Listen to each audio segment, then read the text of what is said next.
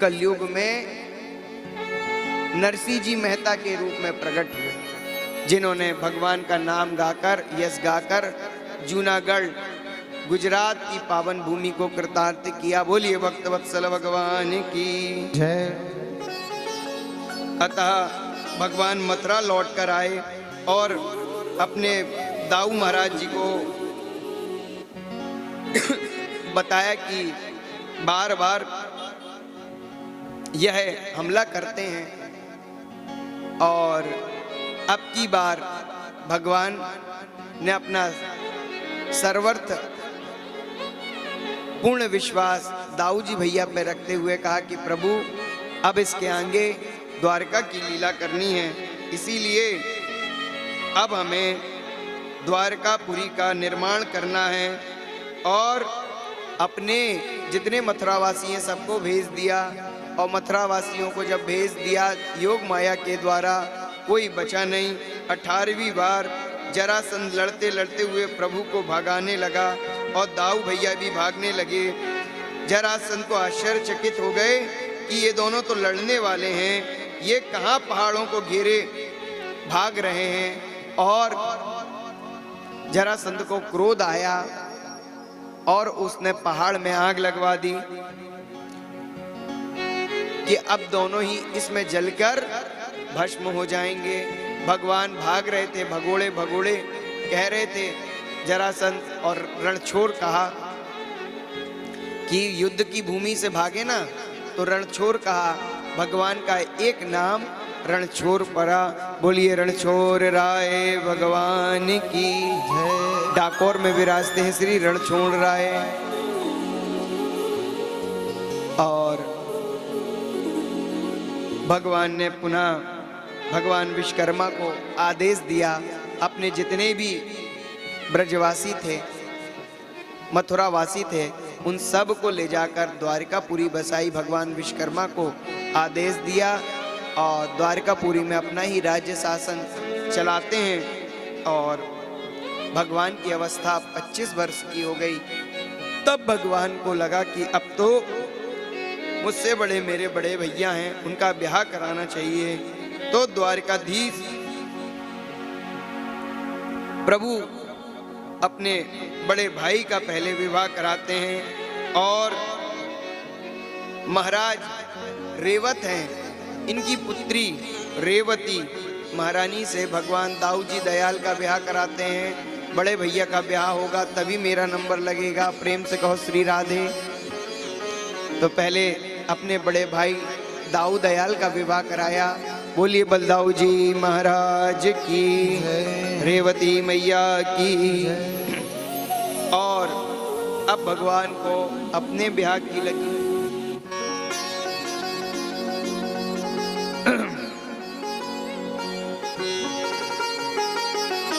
द्वारकाधीश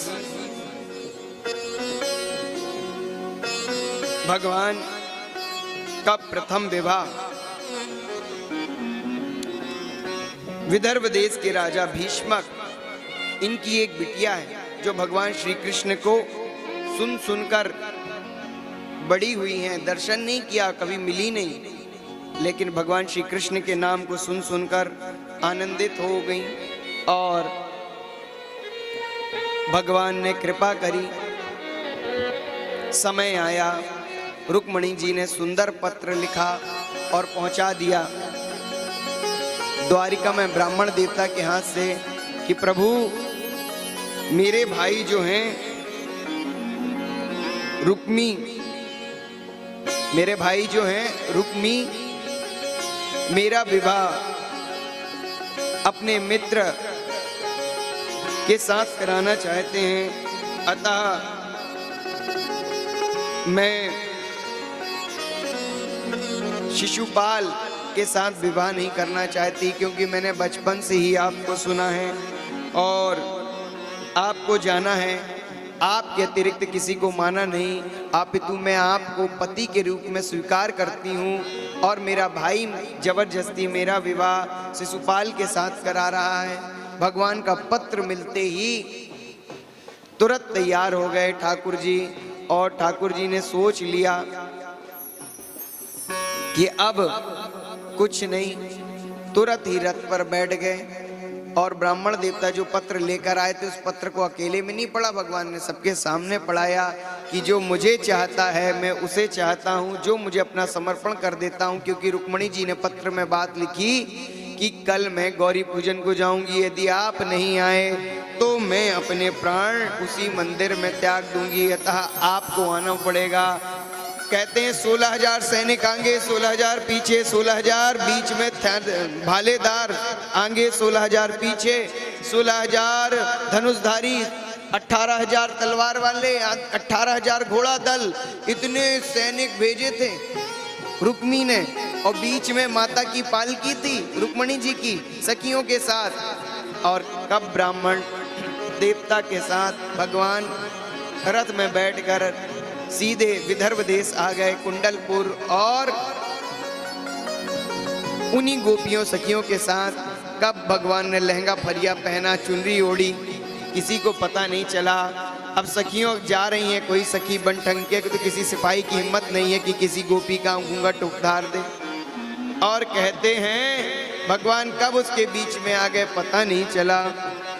अब डोली उठी और सीधे महल से मंदिर तक पहुंची, और मंदिर पर जैसे ही पहुंची तो रुक्मणी मैया भगवान माँ भगवती से प्रार्थना करती हैं कि प्रभु जो पत्र में मैंने लिखा था, श्रुत्वा गुणम भुवन सुंदरम, प्रभु आप बड़े सुंदर हैं, आप कृपा करने वाले हैं, और आप कृपा करने वाले हैं, आप हम पे दया करो। आओ नीचे यहीं विराजमान करा दो, जय हो।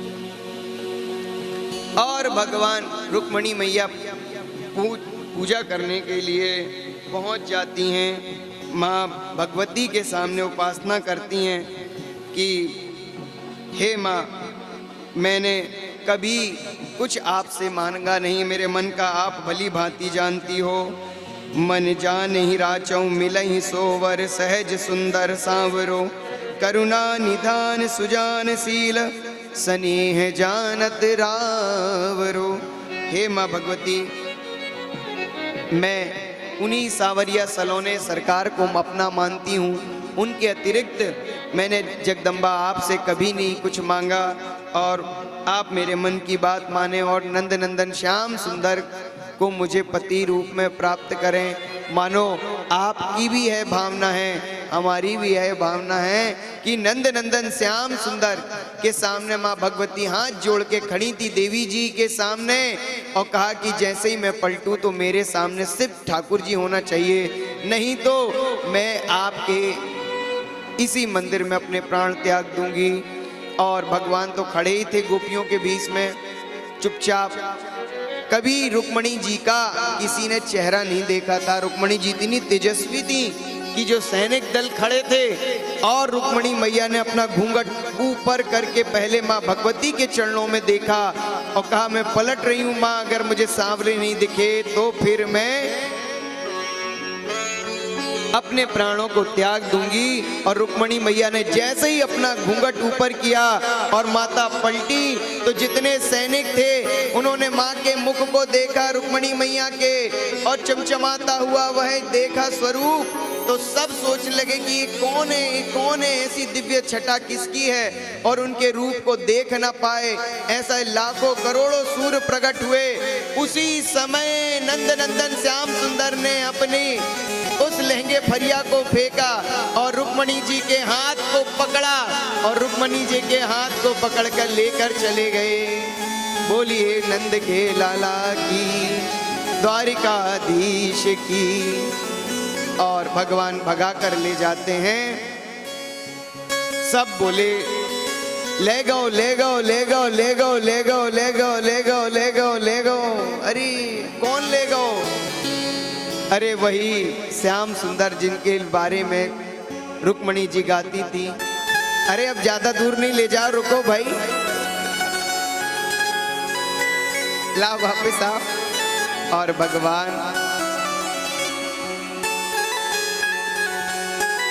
नंद नंदन श्याम सुंदर नंद नंदन श्याम सुंदर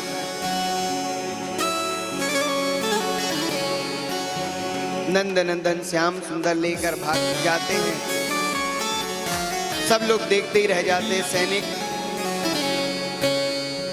गोपियां भगवान का दर्शन करती, क्योंकि गोपियां तो भगवान रुक्मणी की मनोरथी थी और रुक्मणी मैया ने सुंदर प्रार्थना करी, वही प्रार्थना हुई और भगवान कृपा करके पधारें और रुक्मणी मैया के वर्णमाल को स्वीकारें। सुंदर दोनों की जयमाला हुई आपके सामने। आइए।